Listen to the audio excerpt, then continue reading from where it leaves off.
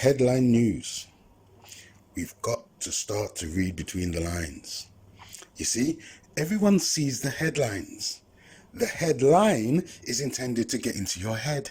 That's why it's called the headlines. The headline is shouting out a message, and people react to the message in different ways, depending on their social group. And the psychology of the headline, the message, is going to be perceived according to the perception of the individual. Do you get me? Say, for example, one group holds particular views of another group. Now, the headline will reinforce that stereotypical view that that person holds about the other group. So if Group A has been conditioned to believe that Group B have particular traits, whenever someone from Group A sees the headline about Group B, it reinforces the stereotypical view that they've been conditioned to have about Group B. Do you get me? If every violent, sexually deviant or serial criminal offender narrative of Group A portrays the perpetrator as a rogue individual, but every story of a person of Group B is portrayed as collective behavior, then you begin to understand how the narrative, the headline, is perceived by Group A towards Group B. You follow me? The headlines are reinforcing the narrative. It's reinforcing the perceptions it's intended for one group to have against another group. And this is why it's important to read between the lines. Because if all you see is the negative headline, it simply reinforces the view people hear all the time.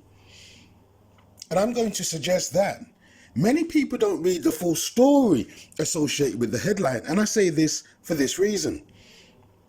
People don't usually care about a situation or a scenario if it doesn't specifically relate to them or their particular group. Let me give you an example. I've tried speaking to people outside of my social group about the Windrush scandal, and the majority are completely unaware because they just don't care. Despite it being a scandal and outrage to those affected, the non-affected group are completely disinterested. But let me try and emphasize the point by asking this question. How many people from the black community are as informed of all the problems that is occurring in the Asian community in the UK today? How many of we are considering the problems impacting the Eastern European community in the UK today?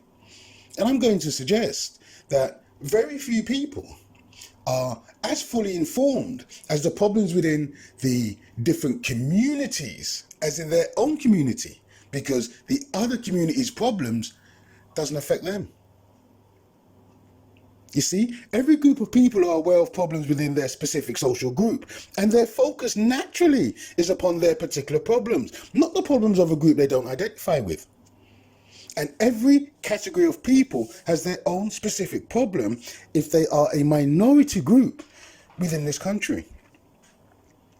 But the key point, the fundamental point, is that the headline news isn't for we, it's about we.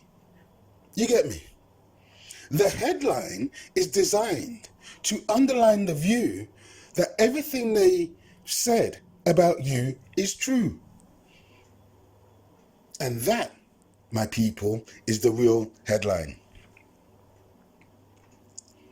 Please share this video widely. Thank you for watching. Please subscribe to my channel. More videos coming soon.